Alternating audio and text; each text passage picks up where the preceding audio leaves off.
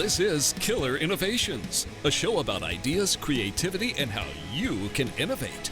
Welcome to the Innovator's Garage, where you learn to create your next game-changing killer innovation.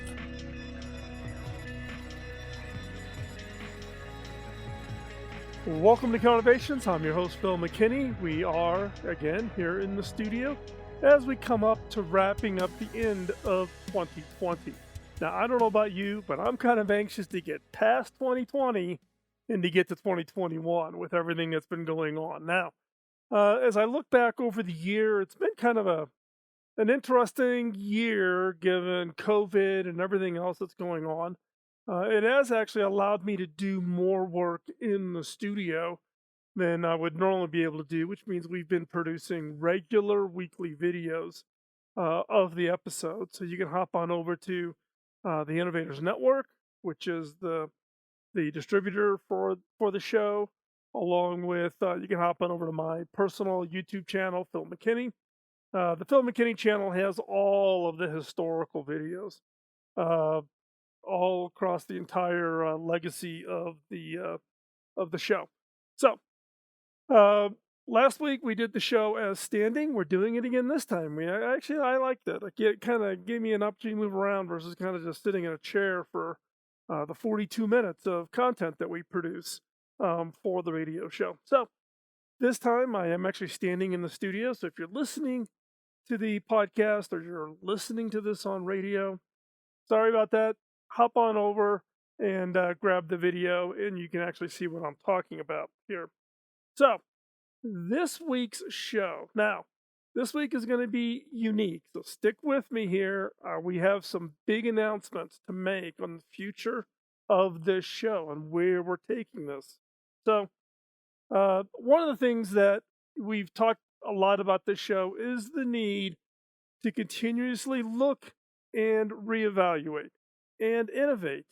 If you get stuck in a rut, you get stuck doing something the exact same way for long periods of time, then you're really not innovating. You're not pushing yourself to try new and different things. This is a challenge within organizations who get their innovation processes in place, and then they just want to kind of lock it down and stay in that one little approach and just do it, over and over and over again. As soon as you stand still, you are stuck in a rut. So, we're going to apply that philosophy to this show, to the Killer Innovation Show. So, what I'm going to announce today is the last episode of Killer Innovations as a radio show. We've been on radio since July of 2016. It's been a great experience, but today is our last episode as a nationally syndicated talk radio show. Now, this decision has not come easy.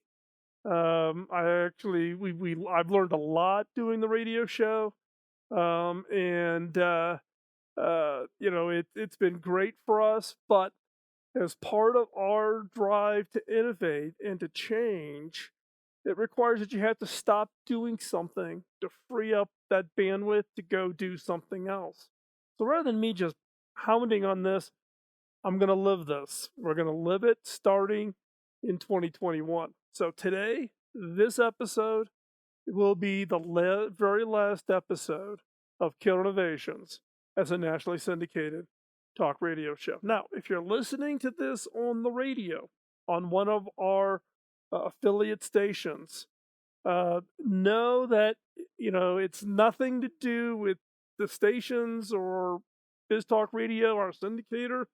It's just us wanting to try something new. And I'm going to use this show to explain kind of the history of the podcast and what the podcast has spun up as other benefits or other things that we have done, radio being one of those, and give you a little bit of insight of looking behind the scenes. So, I know what you're asking now. So what does this mean? Is the show still going to be around? What's going on? We are going to go to a new format starting in that first week of January for the Killer Innovation Show.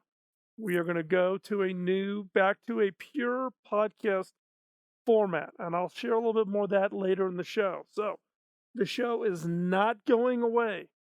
We are just no longer going to be producing the show for radio. So, the nationally syndicated distribution and availability of the show on radio will go away. And again, if you are listening to this on radio, you can still get the show.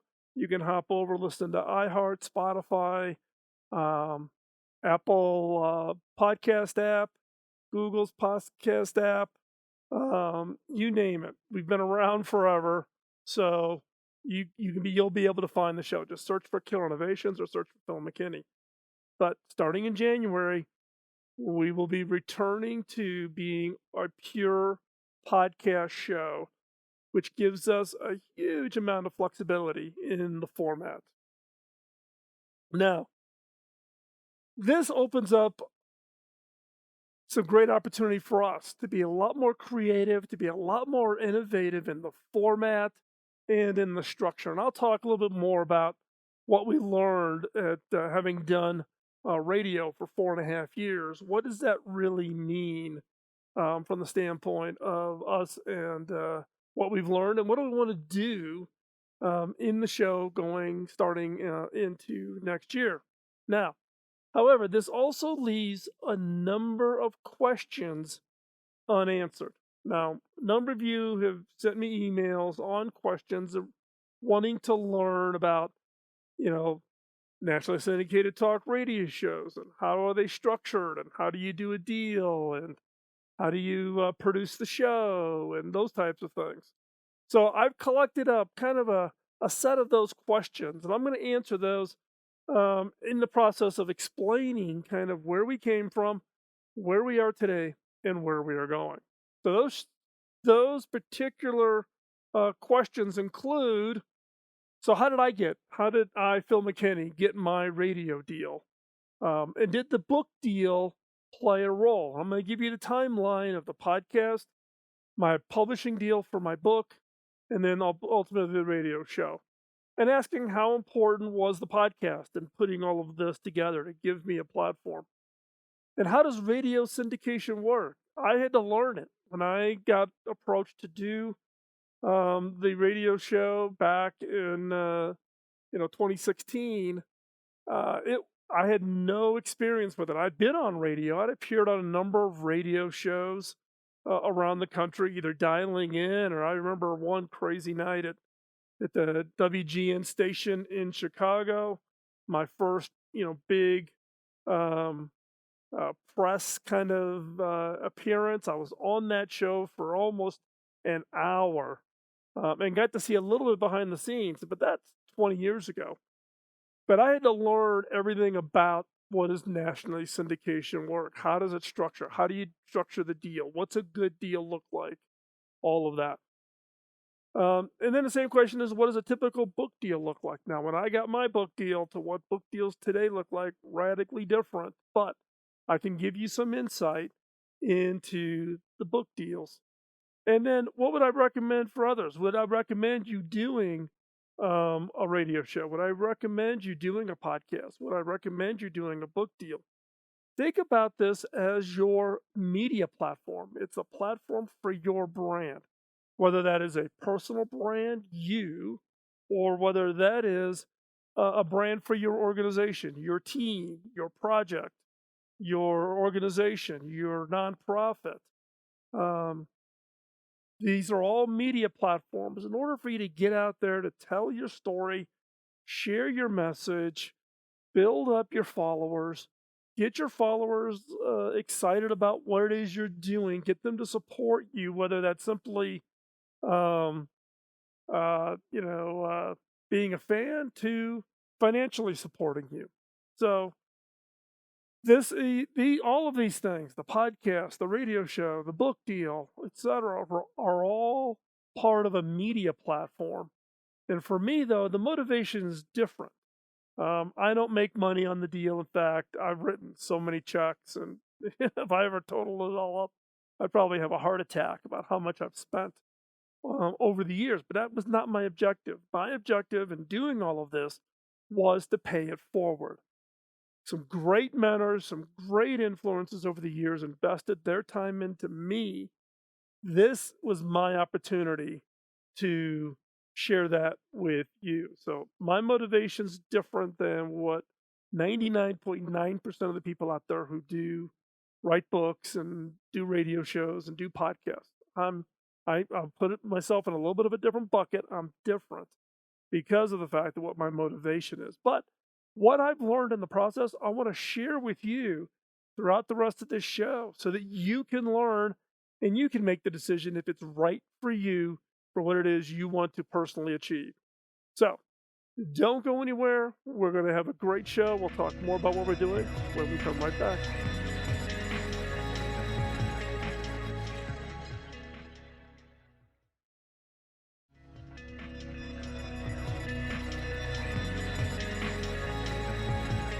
Well, welcome back to Kill Innovations. I'm your host, Phil McKinney. We are here in the studio. You listened to the first segment. You heard me make the announcement that this specific episode will be the last episode of Kill Innovations as a nationally syndicated talk radio show. And I'm going to walk you through kind of the history of the podcast, the book deal, the radio show deal, and then what are we looking to do in the future that's different. As I've said many times, you have to innovate. You have to be willing to do things differently. You have to be willing to try and experiment. If you get into it where you just do the same thing every day, every week, every year, and you get yourself into that rut, you are not innovating. You are not changing. You are not doing what we talk about every week here on this show. So, with that, let's talk a little bit about the podcast history. So, some of you may be a new time listener, you may be a long time listener, but just bear with me, give you a little bit of history here. So the podcast was launched in March of 2005. Yes, that's right, 2005. So we've been over 15 years. We are now in season 16 of the podcast. In fact, it is the longest continuously produced podcast in history. That's right. We have stuck it out. I guess I get extra credit points for tenacity, for grit, but Killer Innovations is the longest continuously produced podcast in history. Back in March 2005, there were very few podcasts. There was a small group of the early people. I keep reminding people that we were podcasting before iTunes. I've got listeners who aren't 15 years old. I've been podcasting before they were born. And it's been great. Love it. I love doing the podcast. And we've averaged probably 45, to 50 episodes per year. Now, as I shared in the last segment, the motivator for this, why did I do the podcast? Why did I start it back in 2005? Well, I actually thought about it long before that, but the technology and the distribution means didn't exist. The impetus for the podcast came from a conversation years and years and years before this that I had with Bob Davis, my mentor. Bob hired me really in what I would call my first real job. I've talked about him in a couple of previous shows where I've talked about how I built up my innovation confidence and the role that Bob Davis and Roxy Westfall and a number of other early executives invested their time in me. And when I was having a conversation with him about how do I pay it back? How do I pay you back for all that time? He laughs and he goes, yeah, you can't pay it back. You've got to pay it forward. So the podcast, when I started in 2005, was following reading some articles and some very geeky technical sites around this thing called an enclosure tag that was invented into RSS, which allowed you to put media, blah, blah, blah, blah, blah. That's the underlying technology that enables podcasting. I hopped on it, but back then there were no tools. I had to hand code it every week for every show. So let me tell you, it was a big, big lift back then. Now, anybody can do a podcast. It's pretty darn simple. But what is interesting, though, is what the podcast then launched. So the podcast was launched in March of 2005. Then, Then I got my book deal following that. So what's the history of the book deal? The history of the book deal was I was approached by my agent, Mark Gerald, out of New York in early 2010. In fact, one of his staff was a listener of the podcast and went to Mark and said, "Hey, this guy's got an interesting podcast. He's been doing it for quite some time. He's got some great content. I think there's a book in it." Mark called me. I just happened to be in New York. We ended up meeting for lunch, had a great conversation. Mark has been my agent ever since. So we worked on a book proposal. We distributed that in fall of 2010. 9 publishers expressed interest. And I'll talk a little bit later about how the actual deal got done. I signed the book deal at the end of 2010, October of 2010, October, November-ish. I finished writing the book June of 2011, and the book was released in February of 2012. The content in the book basically came from the podcast. Now, I didn't just transcript it and put it over. There was a team. If you want to read about it, there's a whole part back in the dedication explaining how the whole process worked. So this is not transcripts from the shows, but the shows played the impetus. It played the impetus also for the structure of the book deal itself. And so, that, so the podcast led directly to the book deal. Well, let me tell you, the heavy lift on doing that book deal, unbelievable. People try to tell you that doing a book deal, it's easy. Just sit down, you just crank out words. It is not, let me tell you. It is a big lift. I'll talk a little bit about that in the next segment when I talk a little bit more about how the deal actually got structured. So then what's the history of the radio show? What does the radio show history look like? Well, I got approached by BizTalk Radio in 2015. It was actually at a trade show where I was speaking. They came up and said, "Hey, we listened to your podcast. We've read your book. We've seen you speak. We think that you would have an interesting radio show." So we had a series of conversations, and we launched the show July 8th of 2016 on BizTalk Radio. BizTalk Radio is a syndicator. They take individual shows, rack and stack them up, and then distribute those out to AM and FM radio stations. The first year of the show, I did the show live every Sunday. I had to be in the studio at a very specific time. I had to be synchronized with the commercials.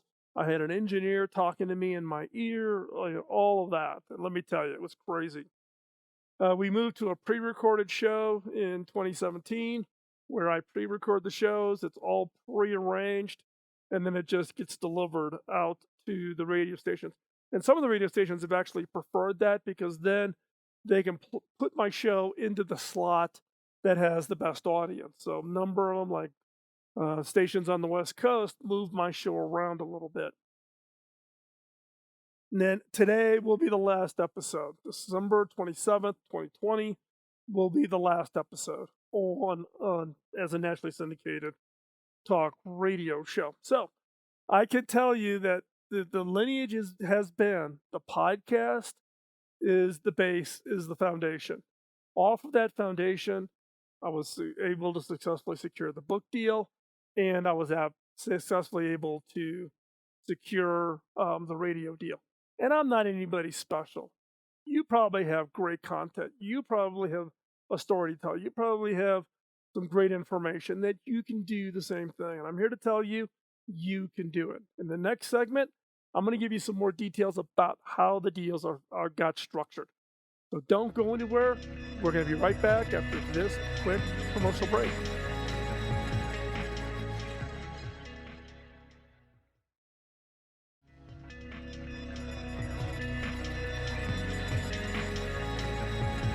Welcome back to Connovations as we continue this conversation about the changes that are happening for this show. As I've announced earlier in the show, today will be the last episode of Connovations made available as a nationally syndicated talk radio show. Starting in January of 2021, we will be a podcast-only format for the show. But before we exit out, I wanted to give you all some insight into how to structure these kinds of media deals. I've had a very successful book deal. I've had a very successful nationally syndicated radio deal. And I can't do this all by myself. One, I've got a great team behind me here working on the Killer Innovation show. Andrew Passport is the associate producer. If you've been a guest on the show, you know Andrew. He's the one who schedules, works with publicists, etc., to get guests on the show and schedules all that. Andrew also oversees the actual release of the podcast on Tuesdays.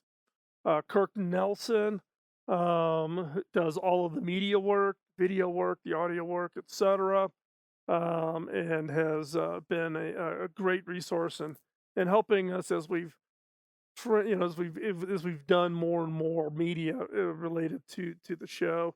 Mark Vericione, who's the CEO at the Innovators Network, who's the actual distributor of the show, and not just my show. We also have Tech Pinions. We have Kim McNicholas. We're building up a catalog of shows available via the internet and the Innovators Network, and they actually then oversee all of the distribution. And all those relationships, none of that changes. It'll be the same team doing the work. But I want to give you some insights into how the deals are structured. So let's talk first about the book, because remember, podcast was first, then it came the book. So let's talk about the structure of the book deal. As I said before, there was 9 publishers who bid on the book. After the book proposal was done, Mark Gerald sent it off to publishers.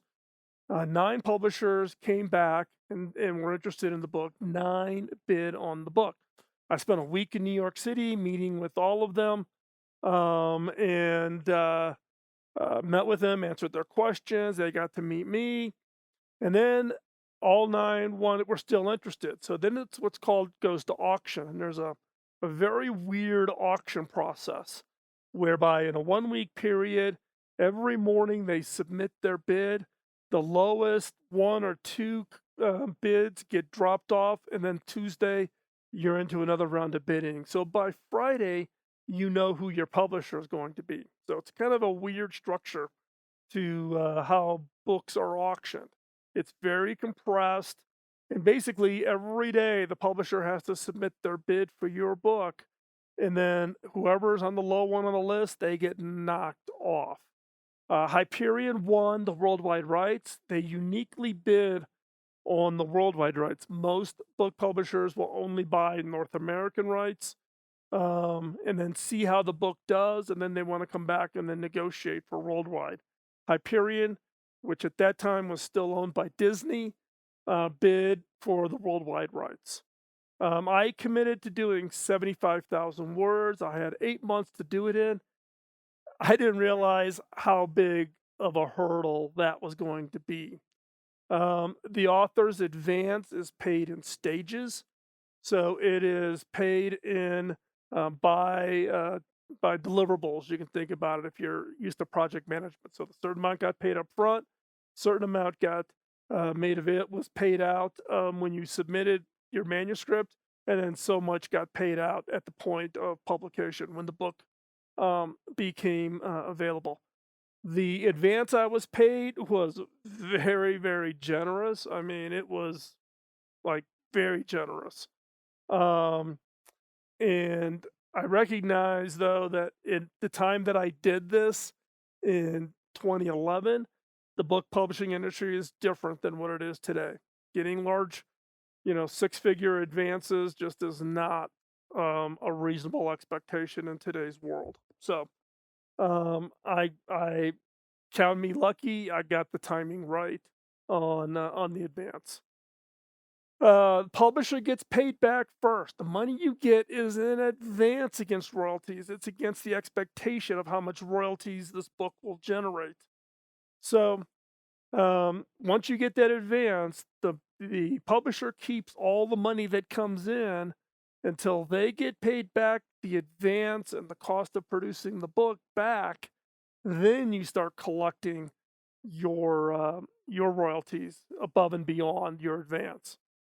Hyperion resold it into 5 countries, so you could find my book in Japanese and Chinese, Russian, Portuguese, and I'm missing one off the top of my head. In fact, it was recently somebody in Brazil who got a copy of the book in Portuguese and posted a series of comments and pictures of the book in that. And to be quite honest, I've never received a copy of the Portuguese. I was supposed to get a copy of it in every language. I never got the Portuguese. Um, the publisher took control of the audiobook. That was part of the deal. So I know a number of you got really mad at me because you bought the audiobook and it's not my voice. It's a professional voice actor. The voice actor who did mine did a great job. He actually does a lot of Clancy's spy novel books, and his voice is very well known on Audible books. And he did a great job on my book. But a number of you sent me nasty gram emails because you got the audiobook, you're expecting to hear me, and you didn't hear me. You heard somebody else. And then the paperback. The paperback has not been released. There is a paperback trigger that I can execute, which then either forces the publisher to issue the paperback, or I get my rights back and I can publish the paperback. I have not done that as of yet. Let me go right into the structure of the radio show. So BizTalk Radio, as I said before, is a syndicator. Now so now you're talking 2015, 2016. BizTalk had the limited exclusive rights. They were the syndicator to radio, so I couldn't go around them and go directly to a station. I did everything through BizTalk, which is fine. I don't have any relationships in that network, in that industry.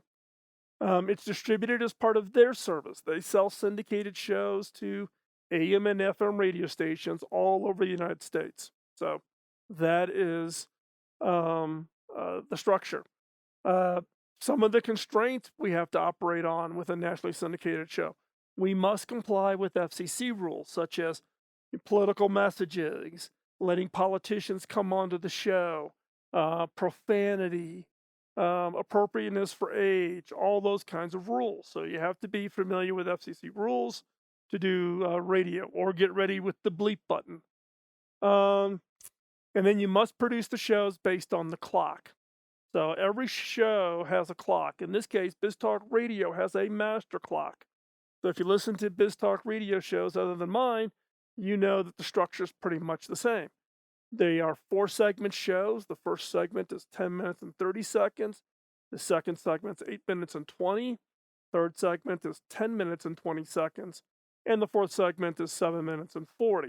I've been doing this a long time. I know the segment times and lengths by heart. But you have to fit in those time slots because they're going to go to commercial break. That's how the radio stations make money. The producer, in this case myself, or the Innovators Network, pays BizTalk. There's a weekly fee you pay to the syndicator to distribute the show. Now, in this case, the producer, myself, or the Innovators Network, makes money on the ad spots. And as part of their syndication deal, you get so many minutes of national ad spots, and then it's your job to go sell those ad spots. I had 4 1-minute national ad spots. We weren't looking to make money, and in fact, those 4 1-minute ad spots we gave away to charity. We gave away to Hacking Autism, Pioneer Education, Make-A-Wish Foundation, a whole variety of them. We never used the 4-minute national ad spots for ourselves to make money. Now, but what happened? How does this get supported? Well, Zoom actually funds part of the show production, right? Eric Ewing, the founder at Zoom, everybody should be familiar with Zoom with COVID. They've been a sponsor of the show for 6 years, 5 years, 6 years now. And Eric and I are friends. He funds the show so that we could give away those PSAs, give away those national ad spots.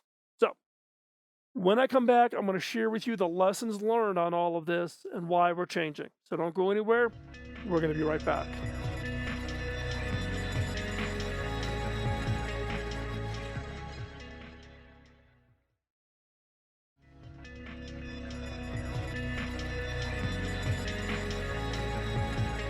Welcome back to the show. Again, this is, I know, an interesting, maybe a little different show than we've done in the past because of the announcement we're making. This will be the last show we do as a nationally syndicated talk radio show, and as we move to being a podcast only format. So, let me share with you the lessons learned in creating my media platform: the podcast, the book, and the radio show. So, what are some of the lessons learned that I would give you if you were thinking about wanting to create your own media platform? One is do what you love. You got to love this. And look, I've been doing the podcast for 15 years. We're in season 16. Season 17 will kick off in March. We're going from radio back to a podcasting only format. If I didn't love this, you don't hang around doing this for 15 years if you didn't love doing it. There's been a lot of people who've gotten into podcast and they've gone away. They don't have the wherewithal to stick with it. So do what you love, right? If you love audio, do podcasting. If you love video, do YouTube. There's some great YouTube people out there that you could tell they just love doing it, right? The other piece is do not do it for the numbers. I can't tell you how many times I get contacted by people saying, I've watched this podcast, but I've only got 175 listeners. And it's only adding up to maybe 2 or 3 a week. And I need to get to 1 million. How do I, if you're being driven by your number, then you're not going to stick with it because the numbers are hard to get. And look, even this show, we've been around for so long, but it's not like I'm competing with Tim Ferriss on downloads. Tim's got me by digits, orders of magnitude, not more, because I know that my content is a little nichey. There's not as many people interested in this content than a Tim Ferriss's content, as an example, right? Do not do it for the numbers. Don't be constantly checking your download numbers. Don't be constantly checking your new subscriber numbers. You will drive yourself crazy. And be open to the possibilities. If you try something, you want to try a different format, you want to have maybe a guest that's a little different than what you've had, or have a guest where you've never had a guest on, try it. Be open to the possibilities. Be willing to experiment. Believe me, if it's really good, you'll hear about it. If it's really bad, you'll hear about it. And let your listeners, let your followers help you kind of find the thing that works for you. And also, not everything will be fun, but it will be necessary. In the early days, I did everything. I did all the audio editing. I did everything. Scheduling the guest, booking it, recording it, editing it, doing all the little ooms and ahs deletions and graphics, and I did everything. And then eventually I said, something, now that I've done it, I need to teach others and let them do it. So now I've got a staff that just does the podcast, that I pay, that gets paid by the sponsors, in this case Zoom, to produce the show, right? And know when to walk away. Know when you've done something, you've tried it, you learned something, and you're walking away. In this case, we've made the hard decision to walk away from the nationally syndicated talk radio show. I've enjoyed it. It's been great. But it is also fairly restrictive. It is fairly, you got to fit it in. You got to fit it into the clock. You got to, you don't have quite the flexibility that you have in the podcast. So my recommendations is podcast is a great means to communicate. If you got a story to tell, go out there and tell your story. But a podcast is hard work. Just don't think you're going to sit down in 10 minutes, whip out a recorder, and off you go. I spend anywhere from 6 to 12 hours preparing the content for a 1-hour show every week. I usually get up at 5:30 in the morning, and I do that 5 days a week in preparation of the script. So it's 5 days a week, hour and a half or so every day, to 2 hours every day to get ready to record, and I record typically on Saturday. Look seriously at self-publishing a book. I'm not sure you would go to a book publisher like I did. Those deals just don't exist anymore. I love doing radio, but found the clock format very controlling. Having to interrupt an interview mid-stride. Just doesn't work. Having to say, "Excuse me, we'll be right back. Let's continue that thought after the commercial break," just doesn't work for me. I just found that very, very restrictive. Use your podcast as a starting point for other media. Be open to other media. Look at other media. Look at what you can do and see where you can take that content. But make your commitment. If you're going to go into podcasting, commit to it and do it. Do it for years. Do it regularly. I've done 45 to 50 shows a year, every year for 15 years. So you've got to commit to it. So what are we announcing? January 2021, we're updating the format. The updating the format will be a podcast-only format. It'll have a new format and structure, so you got to listen in on January to hear it. And we'll actually be experimenting. We're going to try a couple things early on in the year, looking for your feedback. Zoom will still be the sponsor. I can't speak highly enough of Zoom. One, what they did during COVID, but the impact that they've had on us. There'll be no interruptions during interviews. So when we have guests on, we'll just talk until the show ends, and we're done. We will be expansion of the on-the-road shows, so the traveling in the bus, doing shows out and about. That will be expanding. We will stay as a weekly.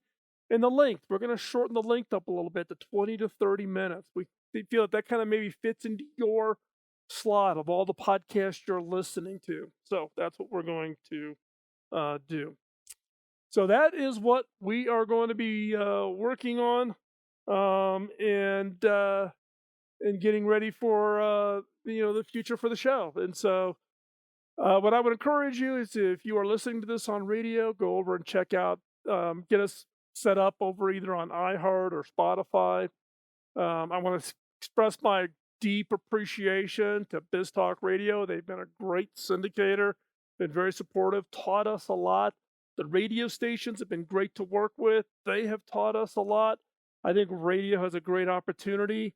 We are just looking to innovate, to see what we can do differently. You never know. We might come back to radio at some point in the future. But for right now, we're going to put radio on the back burner and focus on the new format for the show. Check us out in January, and we'll talk to you real soon. Bye-bye.